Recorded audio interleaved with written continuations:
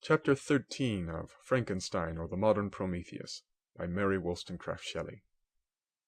I now hasten to the more moving part of my story. I shall relate the events that impressed me with feelings which, from what I had been, have made me what I am. Spring advanced rapidly. The weather became fine and the skies cloudless. It surprised me that what before was desert and gloomy should now bloom with the most beautiful flowers and verdure. My senses were gratified and refreshed by 1,000 scents of delight and 1,000 sights of beauty.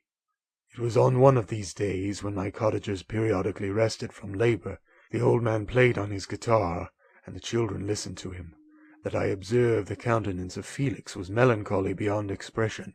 He sighed frequently, and once his father paused in his music, and I conjectured by his manner that he inquired the cause of his son's sorrow. Felix replied in a cheerful accent, and the old man was recommencing his music, when someone tapped at the door. It was a lady on horseback, accompanied by a countryman as a guide. The lady was dressed in a dark suit and covered with a thick black veil. Agatha asked a question, to which the stranger only replied by pronouncing, in a sweet accent, the name of Felix. Her voice was musical, but unlike that of either of my friends.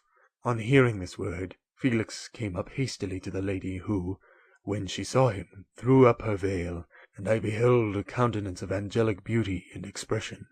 Her hair of a shining raven black, and curiously braided. Her eyes were dark, but gentle, although animated. Her features of a regular proportion, and her complexion wondrously fair, each cheek tinged with a lovely pink. Felix seemed ravished with delight when he saw her. Every trait of sorrow vanished from his face, and it instantly expressed a degree of ecstatic joy, of which I could hardly have believed it capable. His eyes sparkled as his cheek flushed with pleasure, and at that moment I thought him as beautiful as the stranger. She appeared affected by different feelings. Wiping a few tears from her lovely eyes, she held out her hand to Felix, who kissed it rapturously and called her, as well as I could distinguish, his sweet Arabian. She did not appear to understand him, but smiled. He assisted her to dismount, and dismissing her guide, conducted her into the cottage. Some conversation took place between him and his father, and the young stranger knelt at the old man's feet, and would have kissed his hand, but he raised her and embraced her affectionately. I soon perceived that although the stranger uttered articulate sounds, and appeared to have a language of her own, she was neither understood by, nor herself understood the cottagers. They made many signs which I did not comprehend, but I saw that her presence diffused gladness through the cottage, dispelling their sorrow as the sun dissipates the morning mists. Felix seemed peculiarly happy, and with the smiles of delight welcomed his Arabian. Agatha, the ever-gentle Agatha, kissed the hands of the lovely stranger, and pointing to her brother, made signs which appeared to me to mean that he had been sorrowful until she came. Some hours passed thus, while they by their countenances expressed joy, the cause of which I did not comprehend. Presently I found, by the frequent recurrence of some sound which the stranger repeated after them, that she was endeavoring to learn their language, and the idea instantly occurred to me that I should make use of the same instruction to the same end. The stranger learned about 20 words at the first lesson.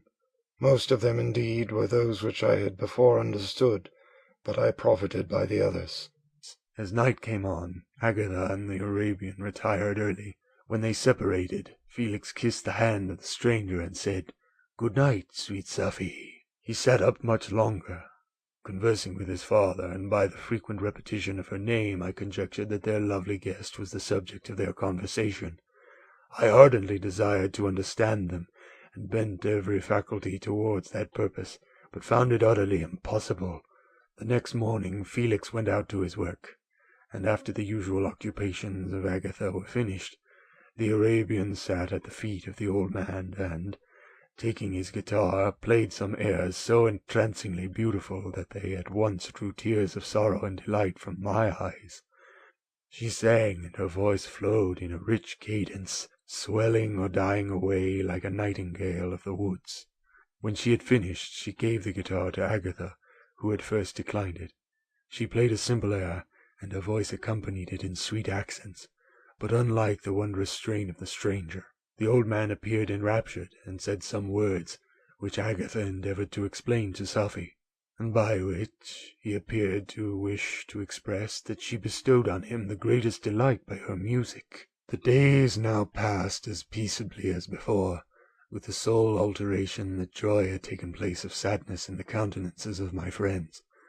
Safie was always gay and happy. She and I improved rapidly in the knowledge of language, so that in 2 months I began to comprehend most of the words uttered by my protectors. In the meanwhile also the black ground was covered with herbage, and the green banks interspersed with innumerable flowers, sweet to the scent and the eyes, stars of pale radiance among the moonlight woods. The sun became warmer, the nights clear and balmy, and my nocturnal rambles were an extreme pleasure to me, although they were considerably shortened by the late setting and early rising of the sun, for I never ventured abroad during daylight, fearful of meeting with the same treatment I had formerly endured in the first village which I entered. My days were spent in close attention, that I might more speedily master the language, and I may boast that I improved more rapidly than the Arabian, who understood very little and conversed in broken accents, whilst I comprehended and could imitate almost every word that was spoken. While I improved in speech, I also learned the science of letters, as it was taught to the stranger, and this opened before me a wide field for wonder and delight. The book from which Felix instructed Safie was Volney's Ruins of Empires. I should not have understood the purport of this book had not Felix in reading it given very minute explanations. He had chosen this work, he said, because the declamatory style was framed in the imitation of the Eastern authors. Through this work I obtained a cursory knowledge of history and a view of the several empires at present existing in the world. It gave me an insight into the manners, governments, and religions of the different nations of the earth. I heard of the slothful Asiatics, of the stupendous genius and mental activity of the Grecians, of the wars and wonderful virtue of the early Romans, of their subsequent degenerating, of the decline of that mighty empire, of chivalry, Christianity, and kings. I heard of the discovery of the American hemisphere, and wept with Safie over the hapless fate of its original inhabitants. These wonderful narrations inspired with me strange feelings.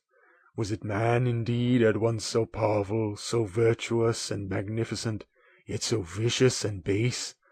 He appeared at one time a mere scion of the evil principle, and at another as all that can be conceived of noble and godlike. To be a great and virtuous man appeared the highest honor that can befall a sensitive being. To be base and vicious, as many on record have been, appeared the lowest degradation, a condition more abject than that of the blind mole or harmless worm. For a long time I could not conceive how one man could go forth to murder his fellow, or even why there were laws and governments, but when I heard details of vice and bloodshed, my wonder ceased, and I turned away with disgust and loathing. Every conversation of the cottagers now opened new wonders to me. While I listened to the instructions which Felix bestowed upon the Arabian, the strange system of human society was explained to me. I heard of the division of property, of immense wealth and squalid poverty, of rank, descent, and noble blood. The words induced me to turn towards myself. I learned that the possessions most esteemed by your fellow creatures were high and unsullied descent united with riches. A man might be respected with only one of these advantages, but without either he was considered, except in very rare instances, as a vagabond and a slave, doomed to waste his powers for the profits of the chosen few. And what was I? Of my creation and creator I was absolutely ignorant, but I knew that I possessed no money, no friends, no kind of property. I was, besides, endued with a figure hideously deformed and loathsome. I was not even of the same nature as man. I was more agile than they, and could subsist upon a coarser diet. I bore the extremities of heat and cold with less injury to my frame. My stature far exceeded theirs. When I looked around, I saw and heard of none like me. Was I then a monster, a blot upon the earth, from which all men fled and whom all men disowned? I cannot describe to you the agony that these reflections inflicted upon me. I tried to dispel them, but sorrow only increased with knowledge. Oh, that I had forever remained in my native wood, nor known nor felt beyond the sensations of hunger, thirst, and heat! Of what a strange nature is knowledge! It clings to the mind when it has once seized on it like a lichen on a rock. I wished sometimes to shake off all thought and feeling, but I learned that there was but one means to overcome the sensation of pain, and that was death, a state which I feared yet did not understand. I admired virtue and good feelings, and loved the gentle manners and amiable qualities of my cottagers, but I was shut out from intercourse with them, except through means which I obtained by stealth, when I was unseen and unknown, and which rather increased than satisfied the desire I had of becoming one among my fellows. The gentle words of Agatha and the animated smiles of the charming Arabian were not for me. The mild exhortations of the old man and the lively conversations of the loved Felix were not for me. Miserable, unhappy wretch! Other lessons were impressed upon me even more deeply.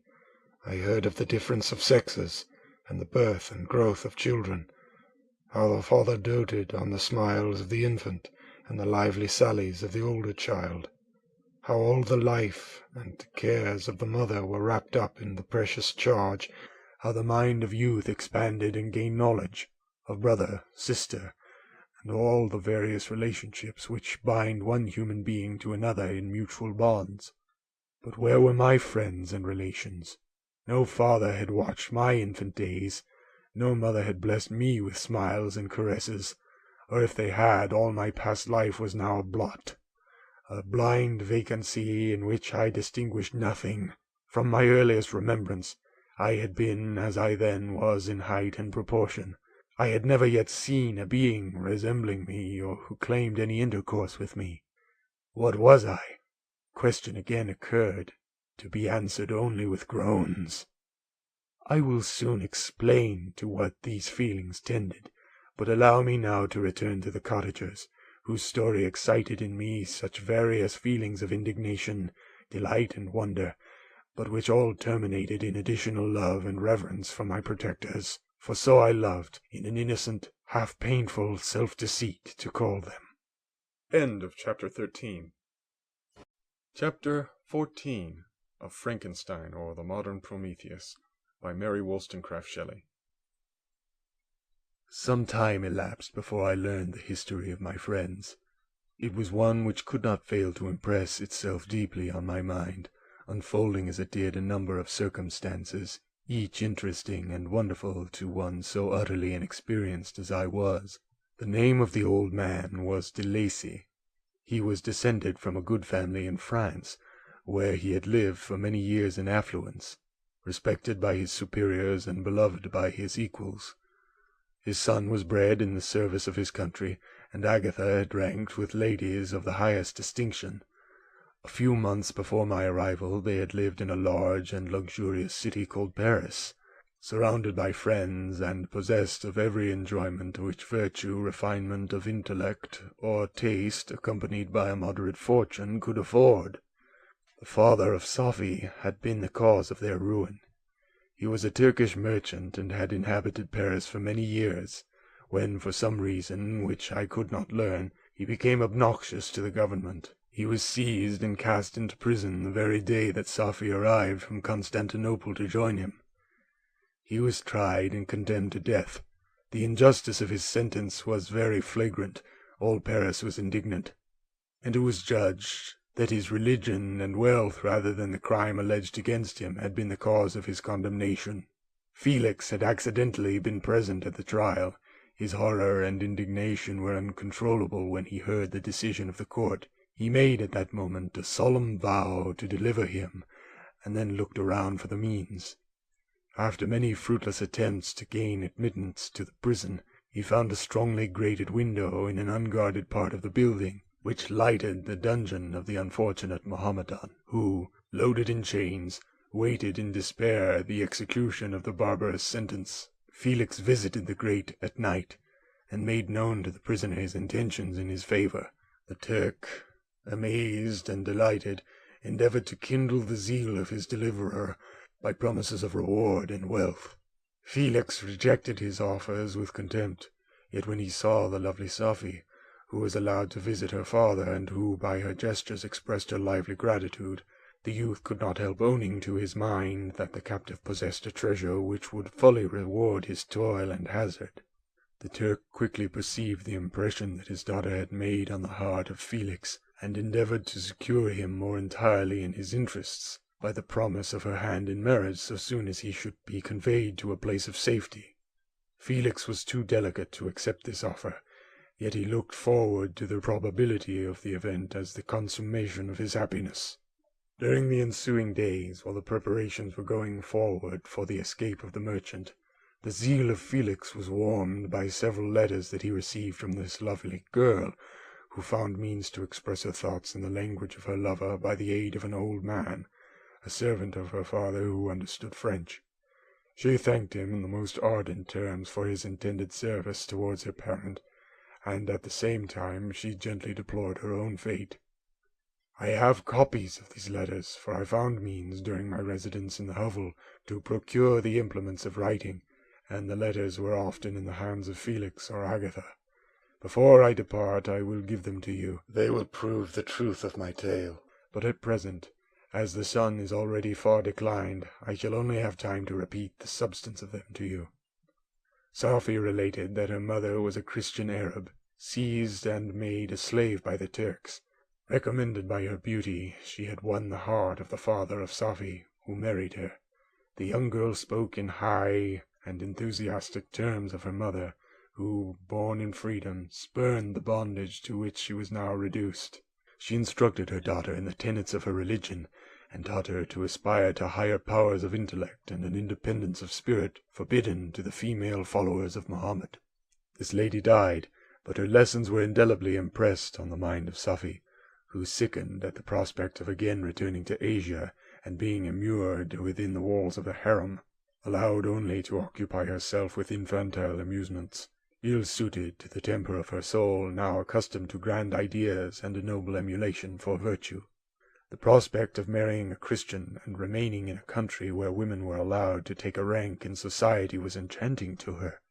The day for the execution of the Turk was fixed, but on the night previous to it he quitted his prison, and before morning was distant many leagues from Paris. Felix had procured passports in the name of his father, sister, and himself. He had previously communicated his plan to the former, who aided the deceit by quitting his house under the pretence of a journey, and concealed himself, with his daughter, in an obscure part of Paris. Felix conducted the fugitives through France to Lyons, and across Mont-Cenis to Leghorn, where the merchant had decided to wait a favorable opportunity of passing into some part of the Turkish dominions. Safie resolved to remain with her father until the moment of his departure, before which time the Turk renewed his promise that she should be united to his deliverer, and Felix remained with them in expectation of that event. And in the meantime he enjoyed the society of the Arabian, who exhibited towards him the simplest and tenderest affection. They conversed with one another through the means of an interpreter, and sometimes with the interpretation of looks, and Safie sang to him the divine airs of her native country. The Turk allowed this intimacy to take place and encouraged the hopes of the youthful lovers, while in his heart he had formed far other plans.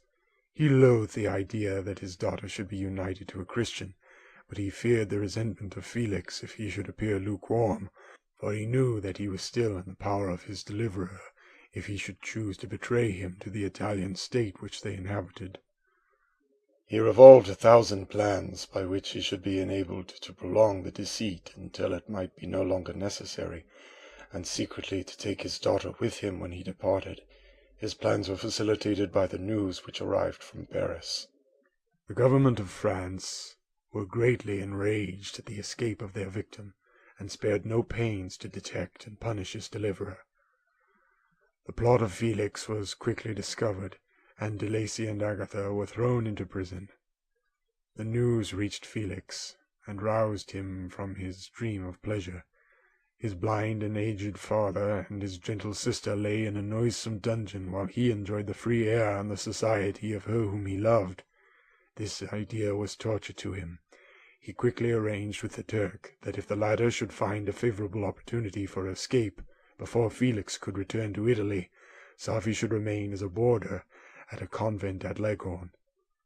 Then, quitting the lovely Arabian, he hastened to Paris, and delivered himself up to the vengeance of the law, hoping to free de Lacy and Agatha by this proceeding. He did not succeed. They remained confined for 5 months before the trial took place, the result of which deprived them of their fortune, and condemned them to a perpetual exile from their native country. They found a miserable asylum in the cottage in Germany, where I discovered them.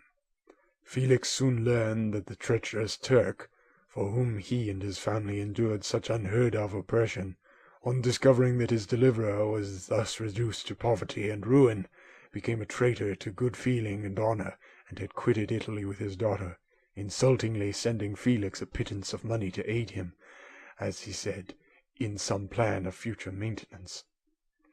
Such were the events that preyed on the heart of Felix and rendered him, when I first saw him, the most miserable of his family. He could have endured poverty, and while this distress had been the meed of his virtue, he gloried in it, but the ingratitude of the Turk and the loss of his beloved Safie were misfortunes more bitter and irreparable. The arrival of the Arabian now infused new life into his soul. When the news reached Leghorn that Felix was deprived of his wealth and rank, the merchant commanded his daughter to think no more of her lover, but to prepare to return to her native country. The generous nature of Safie was outraged by this command. She attempted to expostulate with her father, but he left her angrily, reiterating his tyrannical mandate. A few days after, the Turk entered his daughter's apartment, and told her hastily that he had reason to believe that his residence at Leghorn had been divulged, and that he should speedily be delivered up to the French government. He had consequently hired a vessel to convey him to Constantinople, for which city he should sail in a few hours. He intended to leave his daughter under the care of a confidential servant, to follow at her leisure with the greater part of his property, which had not yet arrived at Leghorn. When alone, Safie resolved in her own mind the plan of conduct that it would become her to pursue in this emergency. A residence in Turkey was abhorrent to her. Her religion and her feelings were alike averse to it. By some papers of her father which fell into her hands, she heard of the exile of her lover, and learnt the name of the spot where he then resided. She hesitated some time, but at length she formed her determination. Taking with her some jewels that belonged to her and a sum of money, she quitted Italy with an attendant, a native of Leghorn, but who understood the common language of Turkey, and departed for Germany. She arrived in safety at a town about 20 leagues from the cottage of de Lacy, when her attendant fell dangerously ill. Safie nursed her with the most devoted affection, but the poor girl died, and the Arabian was left alone. Unacquainted with the language of the country, and utterly ignorant of the customs of the world, she fell, however, into good hands. The Italian had mentioned the name of the spot for which they were bound, and after her death the woman of the house in which they had lived took care that Safie should arrive in safety at the cottage of her lover. End of Chapter 14. Chapter 15 of Frankenstein, or the Modern Prometheus, by Mary Wollstonecraft Shelley. Such was the history of my beloved cottagers. It impressed me deeply. I learned, from the views of social life which it developed, to admire their virtues and to deprecate the vices of mankind. As yet I looked upon crime as a distant evil. Benevolence and generosity were ever present before me, inciting within me a desire to become an actor in the busy scene where so many admirable qualities were called forth and displayed. But in giving an account of the progress of my intellect, I must not omit a circumstance which occurred in the beginning of the month of August of the same year. One night, during my accustomed visit to the neighboring wood, where I collected my own food and brought home firing for my protectors, I found on the ground a leathern portmanteau, containing several articles of dress and some books. I eagerly seized the prize and returned with it to my hovel. Fortunately, the books were written in the language, the elements of which I had acquired at the cottage, They consisted of Paradise Lost, a volume of Plutarch's Lives, and The Sorrows of Werther. The possession of these treasures gave me extreme delight. I now continually studied and exercised my mind upon these histories, whilst my friends were employed in their ordinary occupations. I can hardly describe to you the effect of these books. They produced in me an infinity of new images and feelings that sometimes raised me to ecstasy, but more frequently sunk me into the lowest dejection. In The Sorrows of Werther, besides the interest of its simple and affecting story, so many opinions are canvassed and so many lights thrown upon what had hitherto been to me obscure subjects that I found in it a never-ending source of speculation and astonishment. The gentle and domestic manners it described, combined with lofty sentiments and feelings, which had for their object something out of self, accorded well with my experience among my protectors, and with the wants which were forever alive in my own bosom. But I thought Werther himself a more divine being than I had ever beheld or imagined. His character contained no pretension, but it sank deep. The disquisitions upon death and suicide were calculated to fill me with wonder. I did not pretend to enter into the merits of the case, yet I inclined towards the opinions of the hero, whose extinction I wept, without precisely understanding it. As I read, however, I applied much personally to my own feelings and condition. I found myself similar, yet at the same time strangely unlike, to the beings concerning whom I read, and to whose conversation I was a listener. I sympathized with and partly understood them, but I was unformed in mind. I was dependent on none and related to none. The path of my departure was free, and there was none to lament my annihilation. My person was hideous and my stature gigantic. What did this mean? Who was I? What was I? Whence did I come? What was my destination? These questions continually recurred, but I was unable to solve them. The volume of Plutarch's Lives which I possessed contained the histories of the first founders of the ancient republics. This book had a far different effect upon me from The Sorrows of Werther. I learned from Werther's imagination despondency and gloom, but Plutarch taught me high thoughts. He elevated me above the wretched sphere of my own reflections, to admire and love the heroes of past ages. Many things, I read, surpassed my understanding and experience. I had a very confused knowledge of kingdoms, wide extents of country, mighty rivers, and boundless seas, but I was perfectly unacquainted with towns and large assemblages of men. The cottage of my protectors had been the only school in which I had studied human nature, but this book developed new and mightier scenes of action. I read of men concerned in public affairs, governing or massacring their species. I felt the greatest ardor for virtue rise within me, and abhorrence for vice, as far as I understood the signification of those terms, relative as they were, as I applied them, to pleasure and pain alone. Induced by these feelings, I was of course led to admire peaceable lawgivers, Numa, Solon, and Lycurgus, in preference to Romulus and Theseus. The patriarchal lives of my protectors caused these impressions to take a firm hold on my mind. Perhaps, if my first introduction to humanity had been made by a young soldier, burning for glory and slaughter, I should have been imbued with different sensations. But Paradise Lost excited different and far deeper emotions. I read it, as I had read the other volumes which had fallen into my hands, as a true history. It moved every feeling of wonder and awe that the picture of an omnipotent God warring with his creatures was capable of exciting. I often referred the several situations, as their similarity struck me, to my own.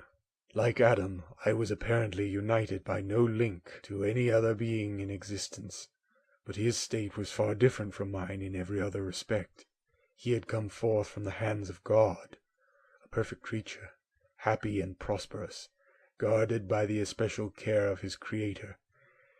He was allowed to converse with and acquire knowledge from beings of a superior nature. But I was wretched, helpless, and alone. Many times I considered Satan as the fitter emblem of my condition, for often, like him, when I viewed the bliss of my protectors, the bitter gall of envy rose within me. Another circumstance strengthened and confirmed these feelings. Soon after my arrival in the hovel, I discovered some papers in the pocket of the dress which I had taken from your laboratory. At first I had neglected them, but now that I was able to decipher the characters in which they were written, I began to study them with diligence. It was your journal of the 4 months that preceded my creation. You minutely described in these papers every step you took in the progress of your work. This history was mingled with accounts of domestic occurrences. You doubtless recollect these papers. Here they are. Everything is related in them which bears reference to my accursed origin. The whole detail of that series of disgusting circumstances which produced it is set in view. The minutest description of my odious and loathsome person is given, in language which painted your own horrors and rendered mine indelible. I sickened as I read. "Hateful day when I received life!" I exclaimed in agony.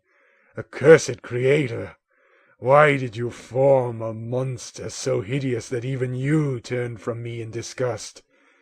God in pity made man beautiful and alluring after his own image, but my form is a filthy type of yours, more horrid even from the very resemblance.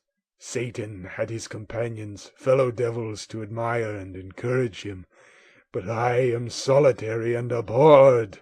These were the reflections of my hours of despondency and solitude. But when I contemplated the virtues of the cottagers, their amiable and benevolent dispositions, I persuaded myself that when they should become acquainted with my admiration of their virtues, they would compassionate me and overlook my personal deformity. Could they turn from their door one, however monstrous, who solicited their compassion and friendship? I resolved at least not to despair, but in every way to fit myself for an interview with them which would decide my fate.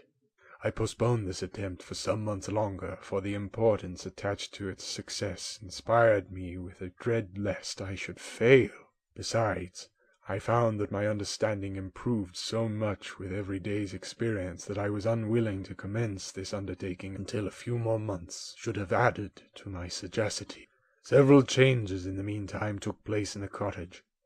The presence of Safie diffused happiness among its inhabitants, and I also found that a greater degree of plenty resigned there. Felix and Agatha spent more time in amusement and conversation, and were assisted in their labors by servants. They did not appear rich, but they were contented and happy. Their feelings were serene and peaceful, while mine became every day more tumultuous. Increase of knowledge only discovered to me more clearly what a wretched outcast I was. I cherished hope, it is true, but it vanished when I beheld my person reflected in water or my shadow in the moonshine, even as that frail image, and that inconstant shade. I endeavored to crush these fears and to fortify myself for the trial which in a few months I resolved to undergo, and sometimes I allowed my thoughts, unchecked by reason, to ramble in the fields of paradise, and dared to fancy amiable and lovely creatures sympathizing with my feelings and cheering my gloom.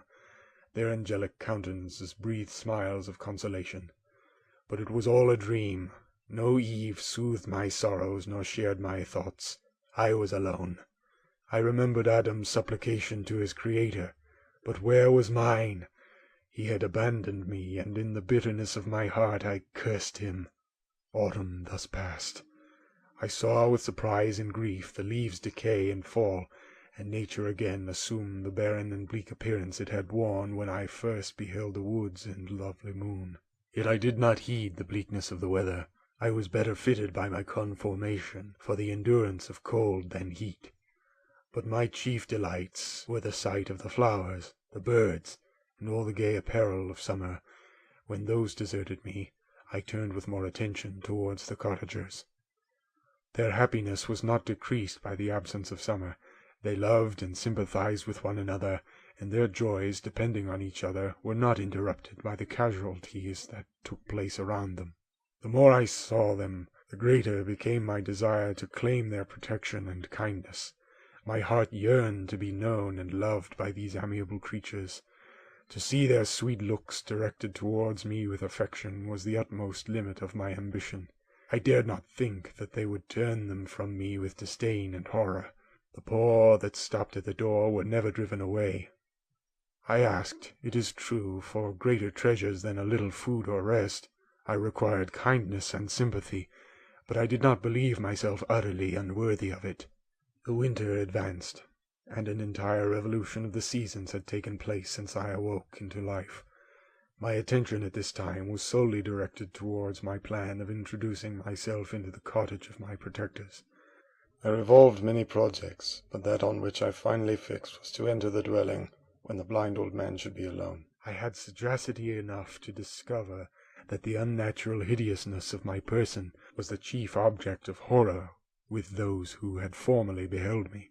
My voice, although harsh, had nothing terrible in it.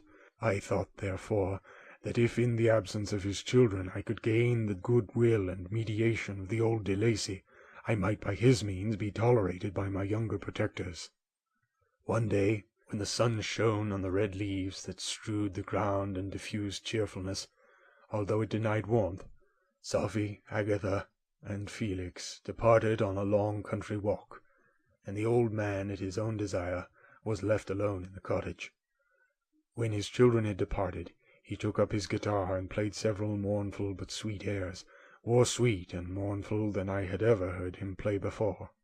At first his countenance was illuminated with pleasure, but as he continued, thoughtfulness and sadness succeeded. At length, laying aside the instrument, he sat absorbed in reflection. My heart beat quick. This was the hour and moment of trial which would decide my hopes or realize my fears. The servants were gone to a neighboring fair. All was silent in and around the cottage. It was an excellent opportunity. Yet when I proceeded to execute my plan, my limbs failed me, and I sank to the ground. Again I rose, and exerting all the firmness of which I was master, removed the planks which I had placed before my hovel to conceal my retreat. The fresh air revived me, and with renewed determination I approached the door of the cottage. I knocked. "Who is there?" said the old man. "Come in." I entered. "Pardon this intrusion," said I. "I am a traveller in want of a little rest. You would greatly oblige me if you would allow me to remain a few minutes before the fire." "Enter," said de Lacy, "and I will try in what manner I can to relieve your wants. But unfortunately my children are from home, and as I am blind, I am afraid I shall find it difficult to procure food for you." "Do not trouble yourself, my kind host. I have food. It is warmth and rest only that I need." I sat down, and a silence ensued. I knew that every minute was precious to me, yet I remained irresolute in what manner to commence the interview, when the old man addressed me. "By your language, stranger, I suppose you are my countryman. Are you French?" "No, but I was educated by a French family, and understand that language only. I am now going to claim the protection of some friends, whom I sincerely love, and of whose favor I have some hopes." "Are they Germans?" "No, they are French. But let us change the subject. I am an unfortunate and deserted creature. I look around and have no relation or friend upon the earth. These amiable people to whom I go have never seen me and know little of me. I am full of fears, for if I fail there, I am an outcast in the world forever." "Do not despair.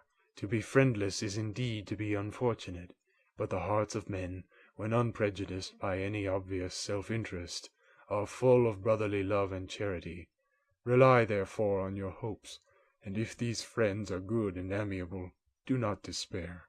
"They are kind.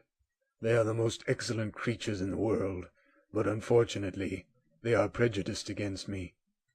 I have good dispositions, my life has been hitherto harmless, and in some degree beneficial, but a fatal prejudice clouds their eyes, and where they ought to see a feeling and a kind friend, they behold only a detestable monster." "That is indeed unfortunate, but if you are really blameless, cannot you undeceive them?" "I am about to undertake that task, and it is on that account that I feel so many overwhelming terrors. I tenderly love these friends. I have, unknown to them, been for many months in the habits of daily kindness towards them, but they believe that I wish to injure them, and it is that prejudice which I wish to overcome. Where do these friends reside? Near this spot. The old man paused, and then continued. If you will unreservedly confide to me the particulars of your tale, I perhaps may be of use in undeceiving them. I am blind and cannot judge of your countenance, but there is something in your words which persuades me that you are sincere. I am poor and an exile, but it will afford me true pleasure to be in any way serviceable to a human creature. Excellent man, I thank you and accept your generous offer. You raise me from the dust by this kindness, and I trust that, by your aid, I shall not be driven from the society and sympathy of your fellow creatures. Heaven forbid, even if you were really criminal, for that can only drive you to desperation, and not instigate you to virtue. I also am unfortunate. I and my family have been condemned, although innocent. Judge, therefore, if I do not feel for your misfortunes. How can I thank you, my best and only benefactor? From your lips first have I heard the voice of kindness directed towards me. I shall be forever grateful, and your present humanity assures me of success with those friends whom I am on the point of meeting. May I know the names and residence of those friends? I paused. This, I thought, was the moment of decision, which was to rob me of or bestow happiness on me forever. I struggled vainly for firmness sufficient to answer him, but the effort destroyed all my remaining strength. I sank on the chair and sobbed aloud. At that moment I heard the steps of my younger protectors. I had not a moment to lose, but seizing the hand of the old man, I cried, "Now is the time. Save and protect me. You and your family are the friends whom I seek. Do not you desert me in the hour of trial." "Great God!" exclaimed the old man. "Who are you?" At that instant the cottage door was opened, and Felix, Safie, and Agatha entered.